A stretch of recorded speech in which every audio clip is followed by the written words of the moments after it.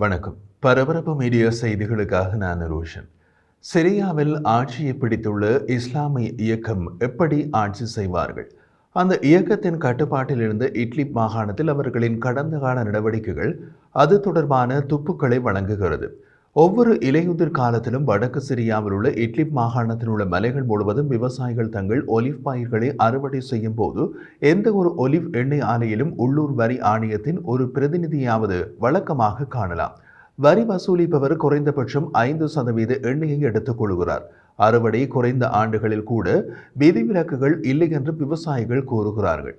54 ஆண்டுகால அசாத் வம்சத்தை விரைவாக தூக்கி எறிவதற்கு தலைமை தாங்கிய கிளர்ச்சி இயக்கமான ஹயாட் தஹ்ரீர் அல்-ஷாமின் கீழ் நிறுவப்பட்ட சிவில் அரசாங்கத்திற்காக வரி சேகரிப்பாளர்கள் பணியாற்றுகின்றனர். HTS என்று அறியப்பட்ட ஹயாட் தஹ்ரீர் அல்-ஷாம் இயக்கம் 2017ஆம் ஆண்டு முதல் இட்லிப் மாகாணத்தின் பெரும்பகுதியை நிர்வகித்து வருகிறது. இந்த காணொலியில் கூறப்பட்டுள்ள விஷயங்கள் ஒரு பிரச்சாரம் அல்ல. வல்லுநர்கள், மனிதாபிமான அமைப்புகள், அதன் கட்டுப்பாட்டில் உள்ள பிரதேசத்தில் பணிபுரியும் பிற அமைப்புகளின் பிரதிநிதிகள், உள்ளூர்வாசிகள், ஐக்கிய நாடுகள் சபை மற்றும் சர்வதேச சிந்தனை குழுக்களின் அறிக்கைகள் ஆகியவற்றிலிருந்து பெறப்பட்ட விவரங்கள் இவை. 2019இல் அறிமுகப்படுத்தப்பட்ட ஒலிவ் எண்ணெய் வரி போன்ற நடவடிக்கை எதிர்ப்புகளையும் அவ்வப்போது ஆயுத மோதல்களையும் கைதுகளையும் தூண்டின. இட்லிப் மாகாண எல்லைக்குள் நுழையும் பொருட்களுக்கு HTS வரி விதித்தது. எரிபொருளை விற்பதன் மூலமும் தொலைத்தொடர்பு நிறுவனத்தை நடத்துவதன் மூலமும் HTS வருவாய் ஈட்டியது. இது ஒரு வழக்கமான அரசாங்கத்தைப் போலவே தோற்றமளிக்கும் உரிம ஒழுங்குமுறை திட்டங்களின் மூலம் உள்ளூர் பொருளாதாரத்தையும் கட்டுப்படுத்தியது. அதன் இராணுவ நடவடிக்கைகளை உருவாக்குவதற்கும் சிவில் சேவைகளை வழங்குவதற்கும் அந்த நிதிகளை நிர்வகிப்பதில் HTS மிகவும் திறமையானது என்பதை நிரூபித்தது. 2017ஆம் ஆண்டு முதல் ஹயாட் தஹ்ரீர் அல்-ஷாம் மற்றும் அதனுடன் இணைந்த அமைப்புகள் இட்லிப்பில் ஒரு குறிப்பிட்ட அளவிலான நிலைத்தன்மையை உருவாக்கி நடைமுறைவாதம் மற்றும் ஒழுக்கத்துடன் ஆட்சி செய்கின்றன. இட்லிப்பில் HTS இயக்கத்தின் நிர்வாகம் 11 அமைச்சுக்களை கொண்டு ஒரு சிவில் அதிகாரத்தின் மூலம் நிர்வகிக்கப்பட்டது. இது HTS இயக்கத்தின் துருப்புக்களை இன்னமும் கட்டமைக்கப்பட்ட சக்தியாக மீண்டும் கட்டியெழுப்புவதில் கவனம் செலுத்த அனுமதித்தது.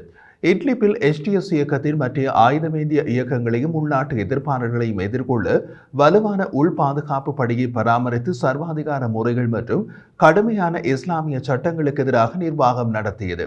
சிரியாவில் இப்போது ஒரு தேசிய அரசாங்கத்தை அமைக்க முயற்சிக்கும் இந்த இயக்கம் ஒப்பீட்டளவில் சிறிய மக்கள் தொகை கொண்ட ஏழை விவசாய பிரதேசமான இட்லிப்பில் அவர்கள் சாதித்ததை பெரிய அளவில் நிர்வகிக்க முடியுமா என்பதே முதன்மையான கேள்வி. இட்லிப்பில் மனிதாபிமான உதவி அமைப்புகளுடன் கையாண்ட அமைச்சர்கள் அந்த இடத்திலேயே முடிவெடுக்க முடியாது. அவர்கள் எப்போதும் முதலில் ஹயாட் தஹ்ரீர் அல்-ஷாம் தலைவர்களுடன் கலந்தாலோசிக்க வேண்டும் என்று ஒரு மனிதாபிமான அமைப்பின் பிரதிநிதி ஒருவர் தெரிவித்தார். இத்தகைய இறுக்கமான கட்டுப்பாடு ஒரு சிறிய மாகாணத்துக்குள் வேலை செய்யக்கூடும். ஆனால் ஒரு பெரிய நாட்டில் இறுக்கமான கட்டுப்பாடு சற்று கடினமானது.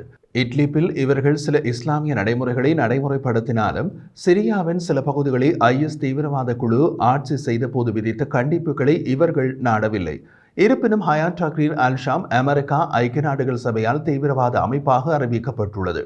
HTS இயக்கம் இட்லிப்பில் பயிர்கள், எல்லை கடவுகள், கட்டுமானம், வர்த்தகம், கடை வைத்தல் மற்றும் கைவினைப் பொருட்கள் உட்பட அனைத்து வகையான பொருட்கள் மற்றும் சேவைகளுக்கு வரி வசூலித்தது.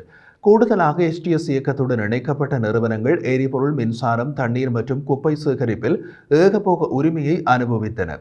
திறந்த மூல பகுப்பாய்வு நிறுவனமான கரோனின் தலைமை ஆராய்ச்சி அதிகாரி மார்க் நக்லா கூறிய போது, ஹயாட் தஹ்ரீர் அல்-ஷாமை அதன் ஜிகாதி நாட்களில் இருந்து கண்காணித்து வருகின்றேன். HTS தமது கொள்கைகளில் மூலோபாய மாற்றங்களை செய்துள்ளது. பணக்கார வெளிநாட்டு நன்கொடையாளர்களை நிதி ரீதியாக நம்பியிருப்பதில்லை. உள்ளூர் வரி விதிப்பு மற்றும் நிர்வாகத்தின் மூலம் இராணுவ மற்றும் சிவிலிய நடவடிக்கைகளை நிலைநிறுத்துகிறது. வாஷிங்டன் ஆராய்ச்சி நிறுவனமான மூலோபாய மற்றும் சர்வதேச ஆய்வுகளுக்கான மையத்தின் சமீபகால அறிக்கையின்படி HTS இஸ்லிப் பிராந்தியத்தில் இருந்து அதிக இஸ்லாமிய கடும்போக்கு ஜிகாதி இயக்கங்களை வெளியேற்றியுள்ளது. இராணுவ இலக்குகளுக்கு எதிரான தற்கொலை குண்டுவெடிப்பு போன்ற முன்னர் பயன்படுத்தப்பட்ட சில தீவிரவாத முறைகளையும் HTS கைவிட்டது என்று ஹயாட் தஹ்ரீர் அல்-ஷாம் பற்றி ஆய்வு செய்து ஸ்வீடனில் உள்ள மால்மோ பல்கலைக்கழகத்தின் முனைவர் பட்டம் பெற்று ஓர்வா அஜோப் கூறினார். HTS இயக்கத்திலிருந்த இஸ்லாமிய பழமைவாத கூறுகள் ஓரங்கட்டப்பட்டுள்ளன என்று திரு அஜூப் கூறினார். அவர் மேலும் தெரிவித்த போது, அவர்கள் ஆட்சி செய்ய விரும்புகிறார்கள். அவர்கள் சன்னி பிரிவு இஸ்லாமியர்கள்தான்.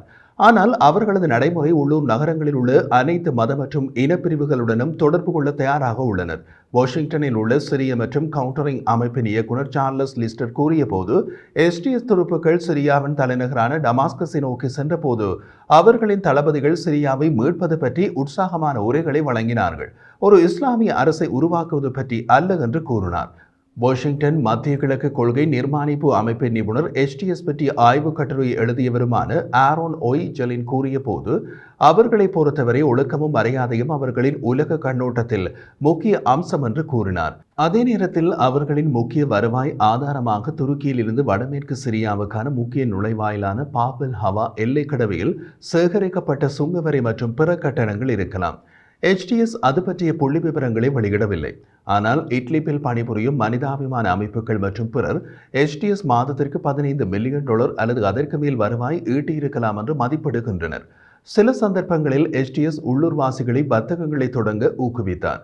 சில தனியார் வர்த்தகங்கள் எச்டிஎஸின் சொந்த தொலைத்தொடர்பு மற்றும் எரிசக்தி நிறுவனங்களுடன் போட்டியிட அனுமதிக்கிறார்கள். இட்லிப் தொழிலதிபரான ஹுசம் லோ தி நியூயார்க் டைம்ஸிடம் கூறிய போது, 2016ஆம் ஆண்டு சிரியானா எல்டிஇ என்ற நிறுவனத்தை தொடங்கி கவரேஜ் பெறாத பகுதிகளில் செல்லுலார் டவர்களை அமைக்க தொடங்கினார். ஹயாட் தக்ரீர் அல்-ஷாம் ஆட்சிக்கு வந்த பின்னர் அது சிரியானாவுக்கு செயல்பட உரிமம் வழங்கியது என்று அவர் தொலைபேசியில் பேட்டியளித்தார். இப்போது சிரியானா ஹயாட் தக்ரீர் அல்-ஷாமின் சிரியா தொலைத்தொடர்பு நிறுவனத்துடன் போட்டியிடுகிறது. அதில் எந்த உராய்வும் கிடையாது என்று அவர் குறிப்பிட்டார். தனியார் துறையை ஆதரிப்பதே அவர்களின் மனநிலையாக உள்ளது என்றும் அவர் தெரிவித்தார். ஹயாட் தக்ரீர் அல்-ஷாம் இஸ்லாமிய நடைமுறையை செயற்படுத்துவதற்கு அதிகமான ஜிகாதி இயக்கங்கள் பயன்படுத்திய கொடூரமான முறைமைகளை பயன்படுத்தவில்லை. உதாரணமாக, ஐஎஸ் இயக்கம் இஸ்லாமிய சட்டமாக கருதும் எந்த ஒரு விலகலையும் சகித்துக் கொள்ளவில்லை. மீறுபவர்கள் தூக்கிலிடப்பட்டனர். தண்டனை பெற்ற திருடர்களின் கை துண்டிக்கப்பட்டது. ஹயாட் தக்ரீர் அல்-ஷாம் அப்படியான நடைமுறைகளில் இறங்கவில்லை. மதுவை வாங்குவதும் விற்பதும் தடை செய்யப்பட்டது. ஆனால் குடிகாரர்களை வேறறுக்க குழு முயற்சிக்கவில்லை. மக்கள் பொதுகிடங்களில் புகைப்பிடிக்க அனுமதிக்கப்பட்டதாகவும் குடியிருப்பாளர்கள் தெரிவித்தனர். கடுமையான சமூக குறியீடுகளை செயற்படுத்துவதற்கு மத கண்காணிப்பு காவல்துறை என்ற அமைப்பை எச்டிஎஸ் களமிறக்கவில்லை. ஒரு பழமைவாத சமூகத்தில் அவர்கள் பாலினத்தால் பிரிக்கப்பட்ட ஆரம்ப பள்ளிகளை பராமரித்தனர். பெண்களுக்கு கல்வி கற்பதற்கு தடை கிடையாது. எச்டிஎஸ் இயக்கம் ஹவுஸ் ஆஃப் ரிவலேஷன் என்று அழைக்கப்படும் இலவச குர்ஆன் பள்ளிகளின் சங்கிலியையும் அமைத்தனர். அந்த பள்ளிகளில் விஞ்ஞானம், கணிதம் மற்றும் ஆங்கிலம் போன்ற வழக்கமான பாடங்களை கற்பிக்கின்றன. ஒரு கட்டத்தில் ஹயாட் தக்ரீர் அல்-ஷாமின் அனுசரணையில் கட்டப்பட்ட புதிய ஷாப்பிங் மால் ஆண்களும் பெண்களும் பொதுவில் கலந்து கொள்ள பகிரங்க அனுமதி கொடுத்தது. அது பாவம் மற்றும் மத விரோதம் என்ற இஸ்லாமிய கடும்போக்குடையவர்கள் ஆட்சேபித்தனர் என்று மத்திய கிழக்கு விவகாரங்களில் டாக்டர் பட்டம் பெற்ற திரு அஜூப் கூறினார். ஆனால் எச்டிஎஸ் இட்லிப் தலைவர்கள் அவற்றை நிராகரித்து எதிர்ப்பை முறியடித்தனர்.